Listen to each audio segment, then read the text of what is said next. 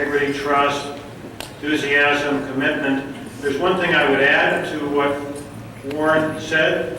I would add, think entrepreneurially. There will be time in your life that you want to take some risks. You want to think about discovering things about yourself, how to do things differently, new products, new market opportunities. Be a doer.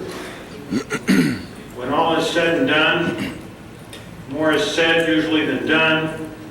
What my daughter tells me is, Dad, talk the talk, but also walk the walk. Be talkers and be walkers. I wish you all sorts of success and happiness in your future lives. Good luck. Have a great dinner. Thank you very much. Thank you. We want to thank Bill Perry for providing the cups and the keys. All right, Bill. Her job was nice enough to donate the shirts and the towels. All right, good. What shirt? He was handing out shirts. They're up there. First prize, Jason Kane. We want to thank the Two Neelys and the Ropex for donating cash prizes. Which me and John greatly appreciate. And we'd like to thank the Bornsteins for donating Dodger tickets. Murphy +1 for the Angel tickets. And we would especially like to thank the Pearson Hara Foundation for better golf and more fun through alcohol. All right, let's get down to the gifts. First we're going to give the, can we have the lowest gross score? Who scored the lowest on the whole course for the whole day? Let's bring up, Doug.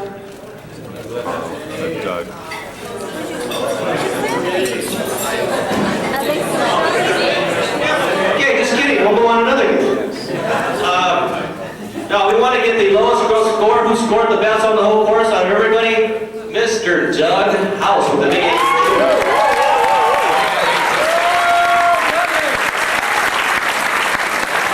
What did you say? Big Doug, big Doug, you. That's for the Black Keys, too. What was the score?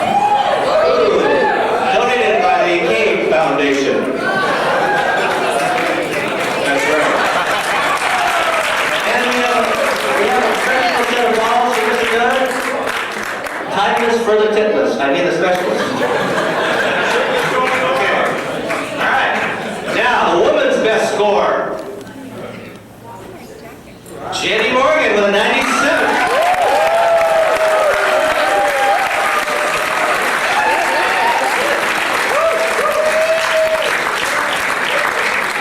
Big Jenny, way to go.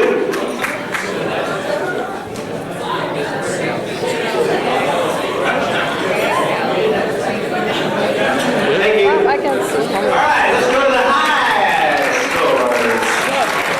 The really high men's score. Pascal.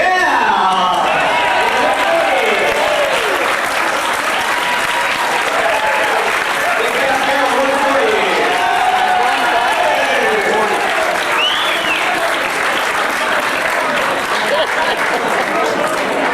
He's not going up for that. That's right. You scored 140.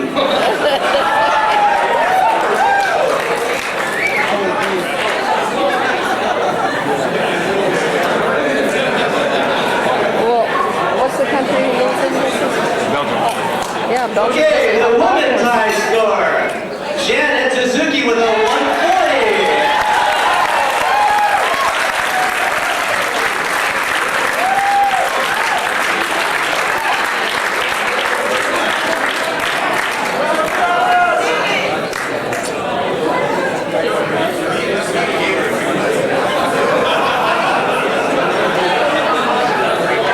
And it's only appropriate that I give the next award away.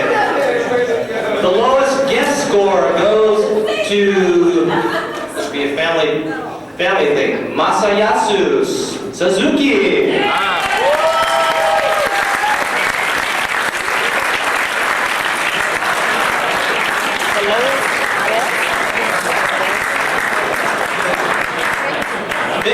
gets the big butter.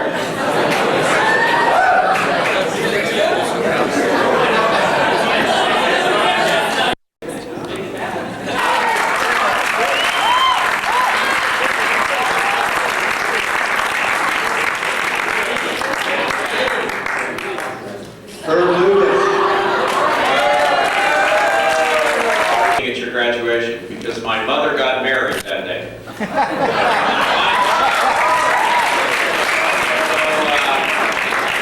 I think it's the last time she's going to do this, but I'm not 100% sure.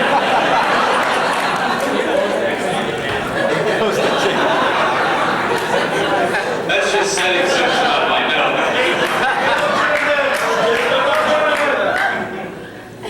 Now I want to be completely serious for a moment if I'm capable of doing that. First of all, I'd like to ask Larry Briner and Gretchen and Paul to come up here and join me, if you will. And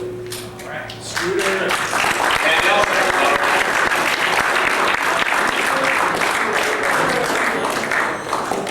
Now, as I believe most of you know, Bob Turrell is going to be stepping down as director of the Executive MBA program this year. Bob has expressed an interest in going back to full-time teaching, and we've accommodated his interest to do that. And he's going to be teaching a heavy load of undergraduates and MBA students in our management department. Now, those of you in class 10 may not, or class 9, could know how instrumental Bob is in the existence of this whole program. When I came to USC about 12 years ago, Bob... I'd like to introduce a group that's come a long, long way. And they're here to entertain you, if you're able to call it that. But I'd like to introduce the Mormon Tubercular Choir.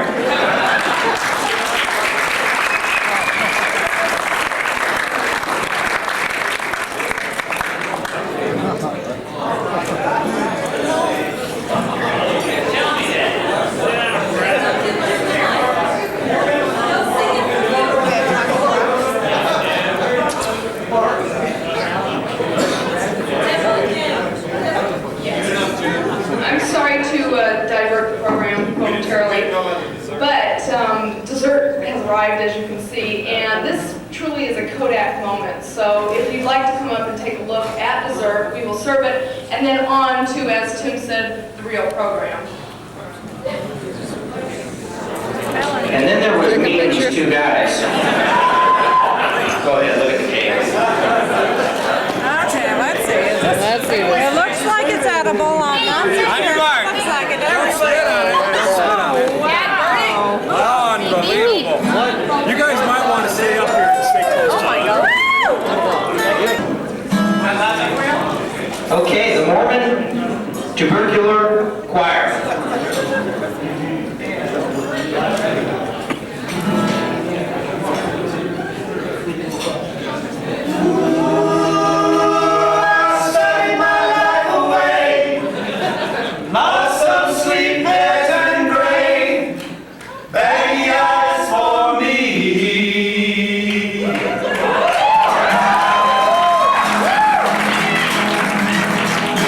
Well, midnight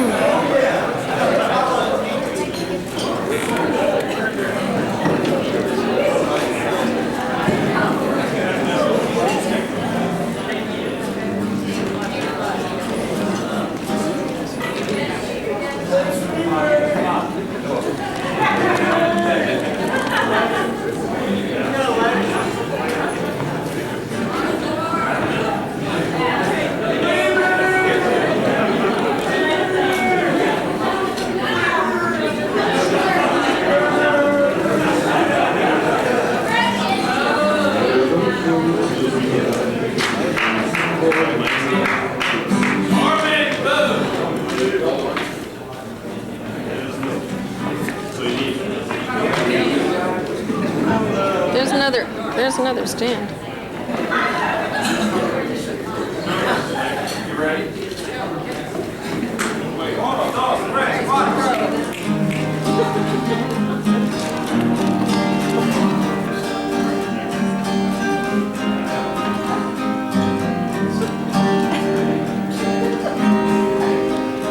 All our books are packed, it's time to go. Was Ohio really 2 years ago? I hate to think tomorrow is goodbye.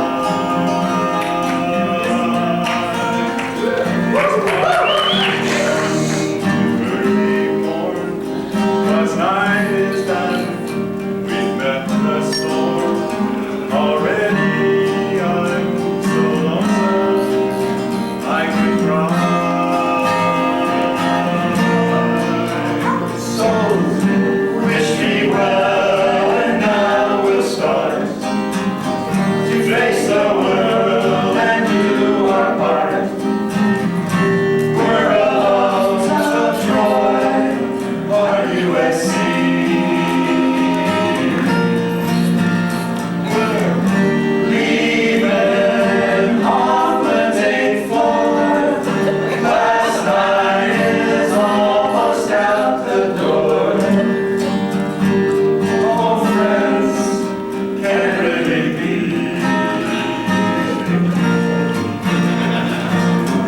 The work is done, we look ahead. First thing I want to do is 4 days in bed. But sleep is tough, no matter how I try. 'Cause when I dream, it's all I see. Systemic fits and MPV. Ivan's cow and traffic in Shanghai. Tea accounts and other decisions. Value chains and the ELC. All of these thoughts keep dancing in my brain. 7S and Marvin SWAT for competencies and a voter plot. And spiral careers are driving me insane. So wish me well, and now we'll start to face the world and do our part. We're alums of Troy, our USC.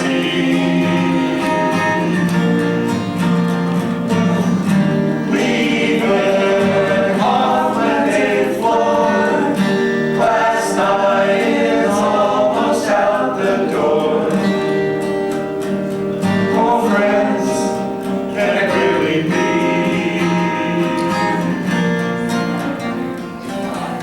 Exams are done and lessons taught. As EPAs we're highly sought. But most of all, forever friends will be.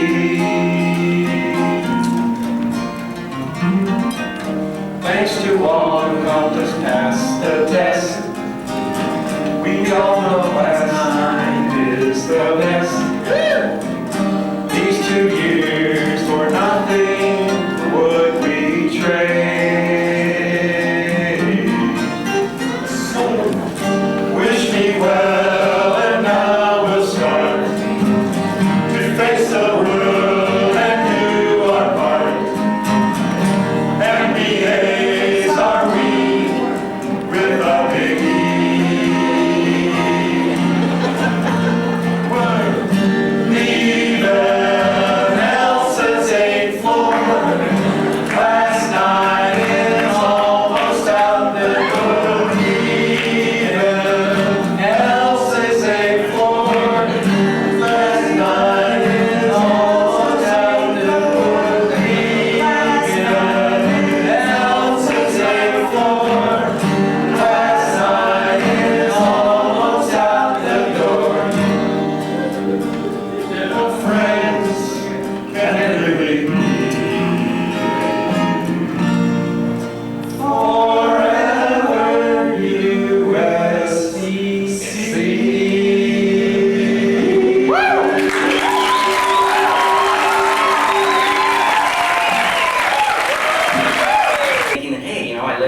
bare my soul to this man, and I'm safe for a couple sessions. Well, really hit home when I sat down in the corner, and the very first question is, Jason, finish my sentence. Needless to say, my response was, what page are we on? But through it all, I survived with your help. We all survived with each other's help. I can remember the feelings of looking around that room that day, and that week in Ojai, and looking in awe at my classmates. And really asking myself the question, did I measure up to even being here? Was I basically an admissions error? Don't answer that. I'm sorry, Bob, if I cost you your job.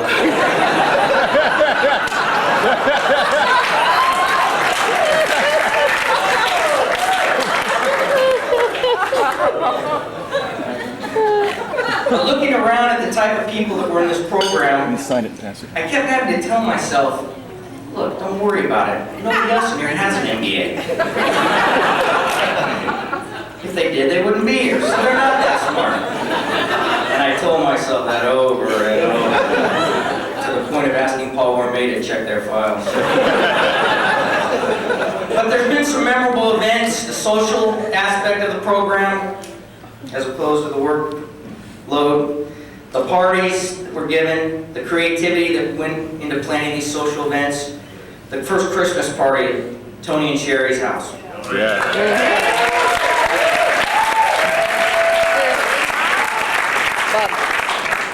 The spring party that Gary had 2 years in a row. I'm surprised we made it this week. The annual spring party. The football game, tree parties, UCLA, USC. And all the other pub sessions and the social things that we did together. The creativity and the energy that went into planning those events. Presentation after that this class really was changing the way they looked at things. You could see that people were really taking charge of skills that they had confidence in or skills that they were developing. You could really see people come out of their shell. People that I was already in awe of. Just widening that gap between me and them. But it was amazing. It was amazing. The transformation of people in this class. And for me to just sit back and watch that, and relative to my participation, that's basically what I did. To just see that. Just to see the people transform themselves into the leaders of tomorrow, into people with skills in different segments in terms of what they were analyzing, whether it was in finance or marketing, strategy, just to see them evolve. And it was gratifying to know that I was a part of this. Maybe a small part, but still a part. The confidence for the whole class, as everybody would go out and put themselves on the line, especially in their presentations. You could see that everybody in this class was gelling together and meshing. People were pulling for each other. And as the confidence level rose within individuals, the entire class's confidence rose. And it was very uplifting to see. It was quite an experience to be a part of. The abilities of class have definitely come to a point where the people in this class are just a special group of people, academically and socially. The relationships that have been formed, they'll be lifelong. I can honestly look around in this room to each and every member of this class and say, these are people, and even each individual, and say, this person, I definitely want them to be a part of my life in the years to come. I think the relationships that were formed in this class were so special that probably the value gained out of this program was more on the social side and on the friendship side or the qualitative side than anything quantitative or any skills in terms of crunching numbers or anything of that nature that any of us could ever gain. Yeah.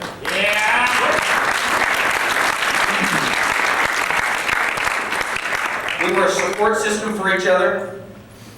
We were a system that, and a group of people that opened their arms to each other and basically said, hey, if you need help, call me.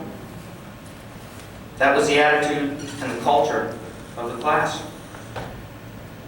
Nobody ever sat on the side or was arrogant to hide any of their skills. They were always willing to help. And that goes for every member of the class. And I think that's one of the keys coming out of a program like this.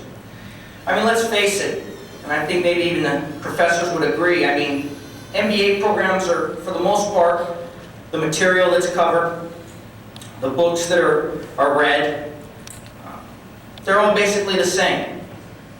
I mean, whether it's Harvard, Northwestern, Chicago, USC, they're basically covering the same material.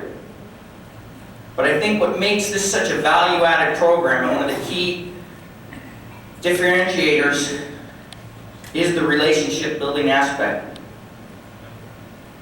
And at least that's the way it was for me. I mean, once you get into the business world after this program, the technical skills, maybe that you're a little rusty on or a little bit behind the curve, you can always get somebody to do that. It's called outsourcing. You agree with that? Kind of, yes. But the relationship factor, that's something you can't get. If you remember maybe your high school days or even your undergrad days, you developed some very significant relationships. But I bet you if you analyze your relationships that you've developed since that period of time, you could probably count them on a couple of fingers, any close, significant friends that you've made since you got out of that college or high school environment. In the business world, it's a little bit tough. It's a little bit tough. You're competing. You're always carrying yourself a little bit differently. But this program was a relationship-building program, and more so than any skill building that was acquired along the way. We're truly a family here. Well, the more we stay a family and continue to carry these bonds that were formed here, the more our degree will be, the value of our degree will definitely be lifted. Because once we leave here, we have each other.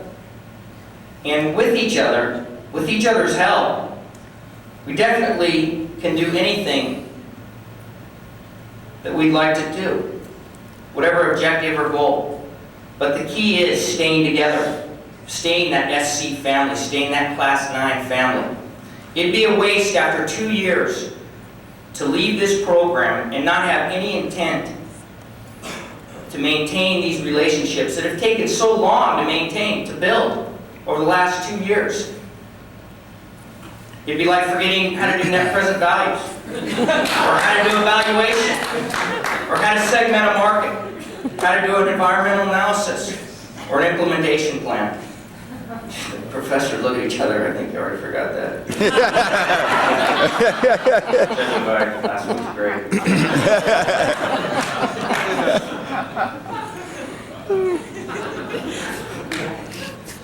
But now here we are, we're done. We made it to La Quinta. And basically the first half of our life, or in sports vernacular, the first half, is over. We've all been out in the working world for a little bit. We've played the game. We know what the competition's like. And we just spent 2 years in the locker room. 2 years trying to understand what our strengths are, what the competition's weaknesses are, and how to attack those weaknesses and find our niche.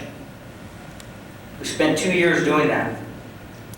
So now it's time to start living our dreams, to take this one step ahead. For us to just continue what we're currently doing in our careers, our professional life, would be a waste of all this skill building and relationship building that's transpired in the last 2 years. What we've got to start doing, and hopefully you've been doing it all along, is analyzing your career, your situation, just as we analyze company after company after company. Breaking a company down, where they played in their industry, what their value chain was, what kind of vision they had. These are the questions, hopefully, we've asked ourselves over the last 2 years, and hopefully we have some answers. Because the first half is already over, and the second half is about ready to start.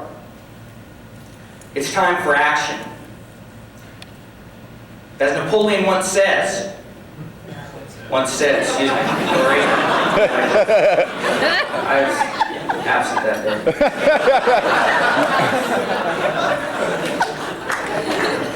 Just saw somebody's wife lean over and how the hell did this guy get here?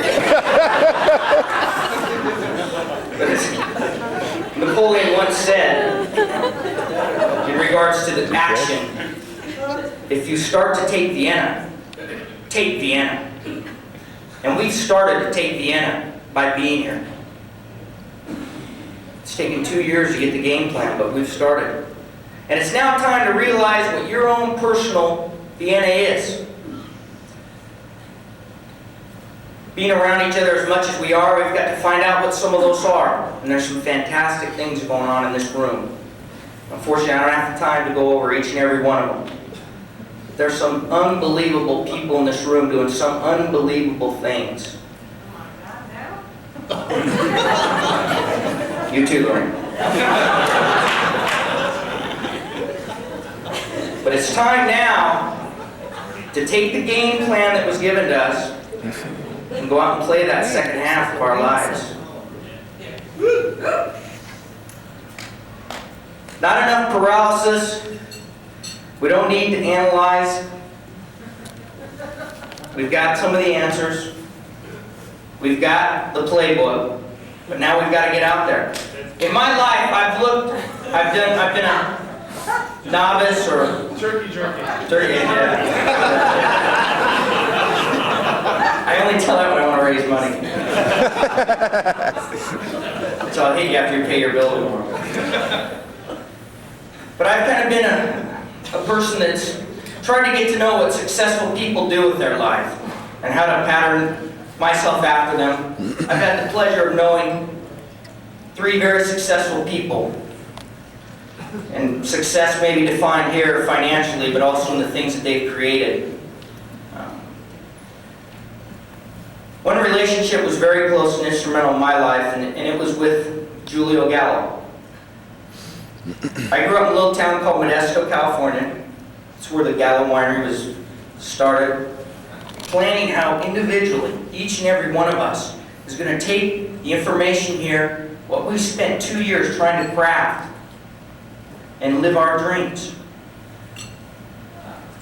Last year, after the simulation game, Paul DiMartini and I drove home to Northern California, and we started talking about, what do we want out of this program? What do we want? What's this program going to give us? I mean, what could we do what would have happened if we didn't go to this program? Where would our careers be?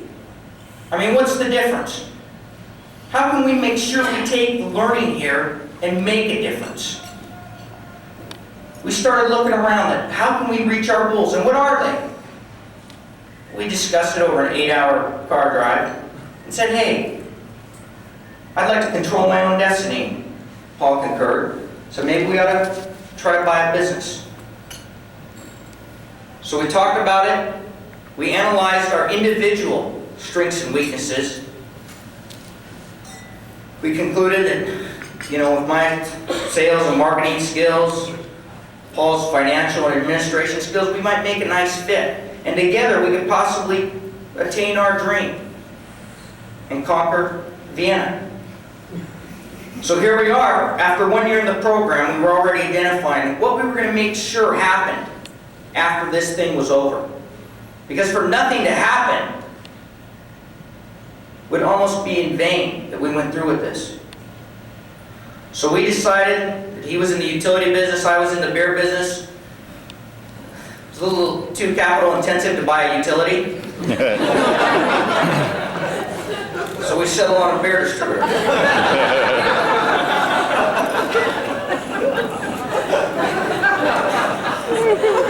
Happy medium. Happy medium. And so we got together a plan to buy a beer distributorship. Pretty mundane business. We could leverage the heck out of the thing. Little or no money down, as they say. And we put together a plan. And in about 7 months, we put together a plan, and we tried to buy it this past spring. We tried to buy it from 2 guys that had more degrees than probably half of us added up. One guy was from Dartmouth undergrad. No offense, Bruce. Harvard MBA and University of California, Berkeley Law School. The other guy had a Harvard BA and a Stanford MBA. And we went up against them. We made our offer, we did our prospectus, we had a game plan. We were following our vision, our dream. And yeah, if you ask me today, did you get it? No, we didn't get it. We didn't get it. We learned a lesson. We learned some valuable lessons out of it. We made an offer, we didn't get it. But as we speak, we're already moving on to go around that next roadblock to achieve our dream. We're going to make another offer. And we're going to the top. We're trying to get financing from John Anderson, whose name happens to be on a little business school right over on the west side of town in LA. Yeah. So that's what we're trying to do, because to not do anything, to keep status quo, we're not getting the full value out of this program. And no matter what your dreams are, this is the support system that's going to help you get it. This is the people in this room are going to help you achieve your dreams. Because every person in this room has a skill that you can't duplicate. They have a comparative advantage. Whether it's Pharaoh crunching the numbers, Joe helping out with finance, Bob Llewellyn with human resources, Park. Money. Money. That is a duplication of skill for most of.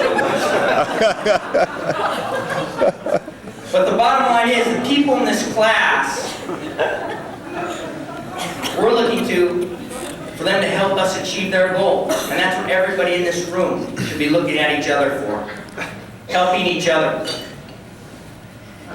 And in order to keep your dream alive, you need a support system like that. And that's what this is. 60 people plus spouse and family. 60 people that are there for you through thick and thin. Night and day, a call away. The actor Harrison Ford once said, when asked by a reporter, what was going through your mind when you didn't get your first major acting role when you were past the age of 35? Did you ever think about giving up? He just said, I just stayed on the bus. Other people got off, but I just stayed on to my stop. And that's what we've all got to remember. It's not going to be easy.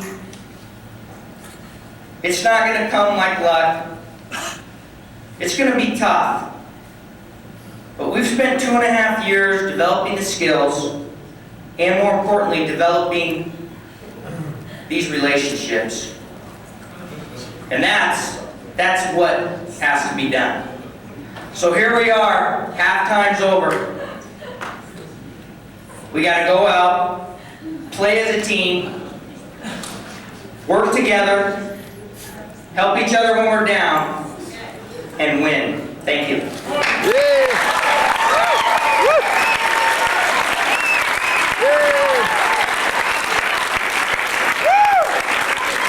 Hey, Jason.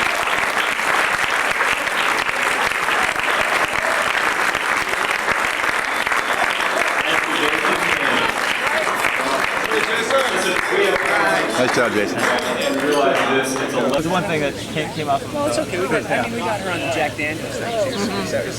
Yeah. I didn't understand the association. What is the association for reading? Jack Daniels? She used to say that when she was going to watch our videos, she'd invite her neighbors over to watch our videos, and they'd drink Jack Daniels. And so really funny because she really doesn't even think. Rick. Rick. Wave. Get Diana, wave. Come on, it's a motion camera, Rick.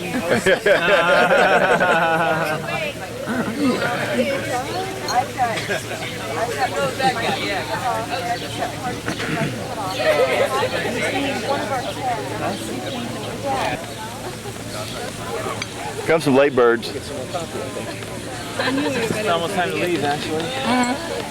I'm not leaving. Between 8 and 9. We're leaving, but not leaving breakfast. Oh, no. We got here just before you did. All out of film? How long a trip is it? Great work. What's that? I didn't know that you were talented. Oh! Singing. Yeah, she was flinging jewels. We went there. We got the Dean's last. All 3 times. I said, we went to the Dean's. We can party. You outlasted me. See that all fast. Yeah, she's amazing. She's just amazing. It's in my blood. I'm alive. I'm telling you. I was bruised. I could use some of that blood. Have a nice trip back. Are you driving? We are. Yes. Yeah, you nice trip.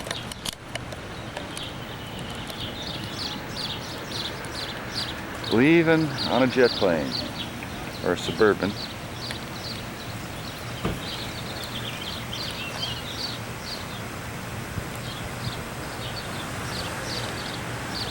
There's our car.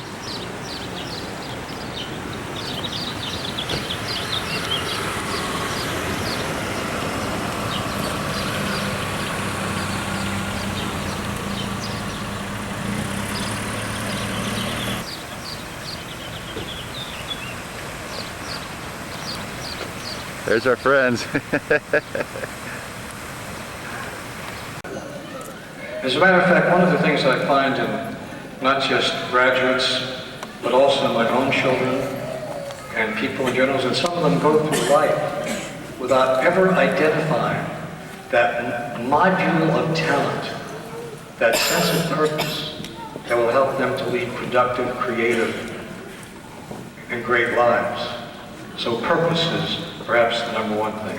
Second thing is that they all are capable of generating and sustaining warm and intimate human relationships.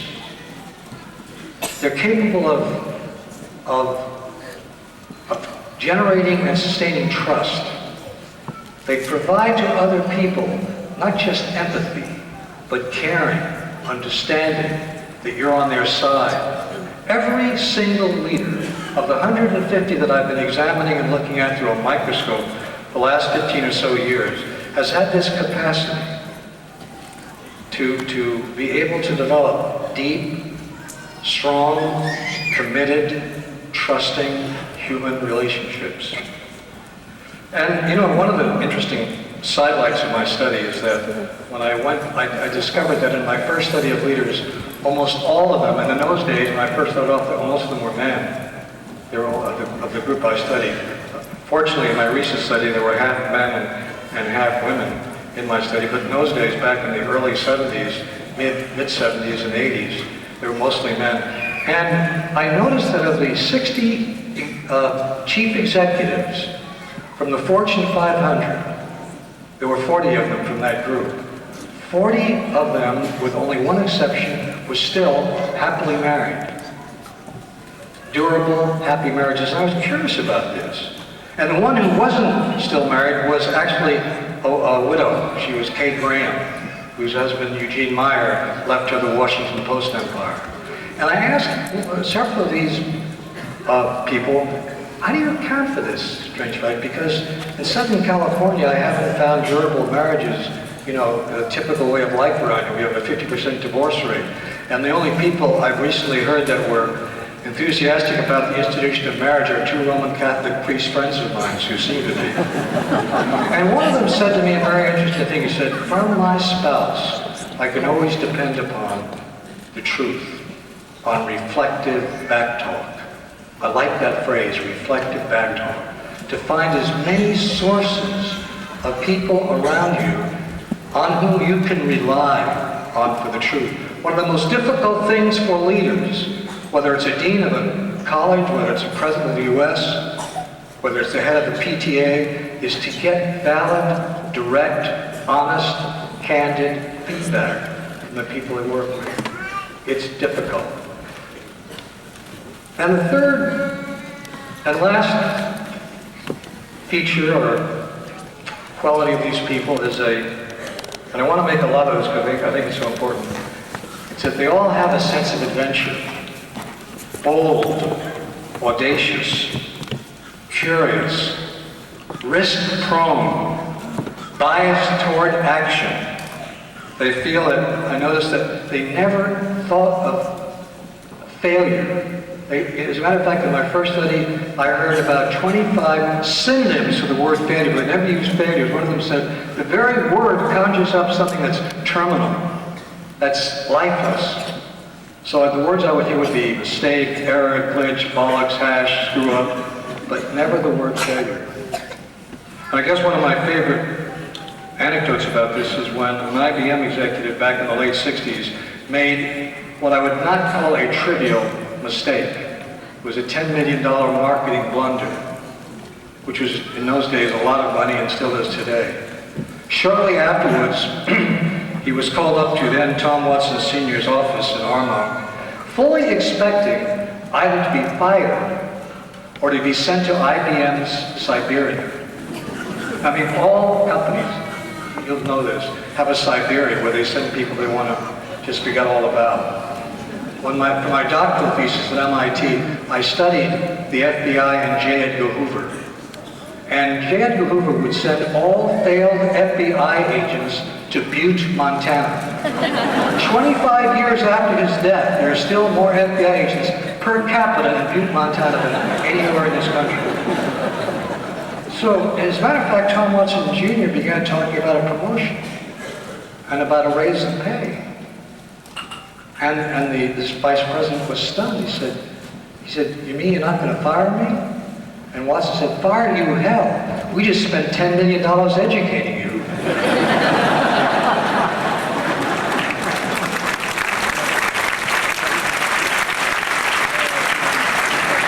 What I'm saying here, and almost in conclusion, in fact, one quote away from the end of my remarks, is to quote my favorite management philosopher, Wayne Gretzky, the great one, who said something not long ago very important. He said, you miss 100% of the shots you don't take. You miss 100% of the shots you don't take.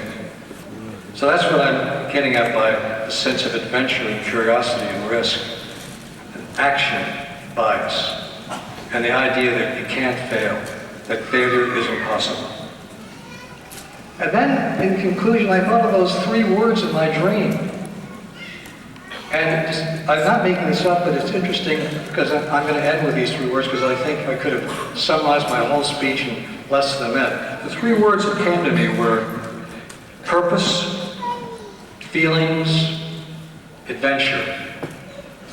Thank you very much for having me as your friend. About your family's support, and most importantly, about the person you've become during this period of time. Perhaps like me, you feel you understand yourself better, and your capacity and responsibility to contribute to company and family. One could argue that these other experiences, this second curriculum, is equal to, if not more important than, the classroom course of instruction. I want to share a quote with you that I think speaks to this idea in another context, and that is, those things that are measured and those that are not. Our gross national product is approaching $6 trillion a year, but that GNP, if we should judge America by that, counts air pollution and cigarette advertising, and ambulances to clear our highways. It counts special locks for our doors and the jails for those who break them. It counts the cost of a handgun and armored cars for police who fight riots in our streets. It counts business failures and the television programs that glorify violence in order to sell toys to our children. But the gross national product does not allow for our general happiness and well-being. The quality of our children's education is counted late and indirectly, and laughter among family and friends is ignored. It does not include the beauty of our poetry or the strength of our marriages, the intelligence of our public debate, or the integrity of our public officials. It measures neither our wit nor our courage, our wisdom nor our learning, our compassion nor our devotion to our friends. It measures everything, in short, except that which makes life worthwhile. Robert F. Kennedy, March 1968.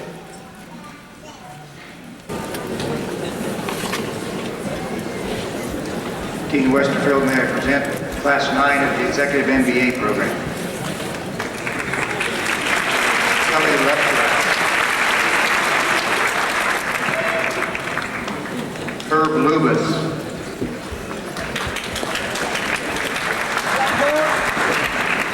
Shirley Chu Neely. Claudia Brink. Doug House. Mark Kriegel. Laura Ann Richardson.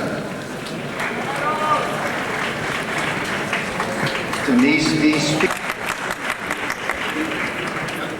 Janet Marie Suzuki. Felipe Carino.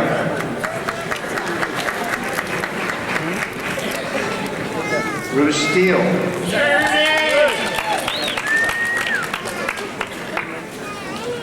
Carl Kawabi.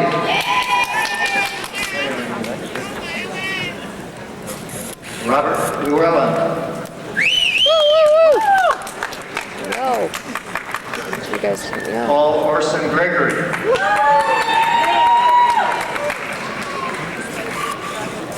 Tony Orm.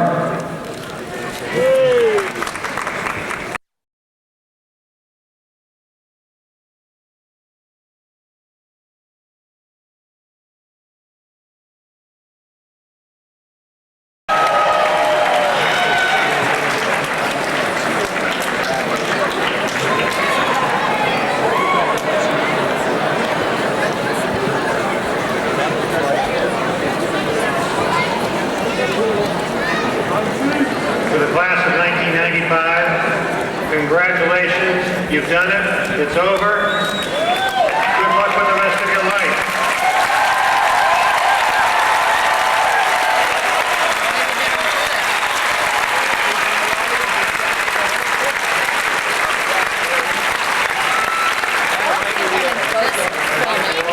Join us in the reception in the lobby of the shrine immediately after the ceremony. There will be a processional, though. It'll come down the middle aisle, so please keep your seats and please keep the middle aisle clear until we get into the reception area. Thank you very much.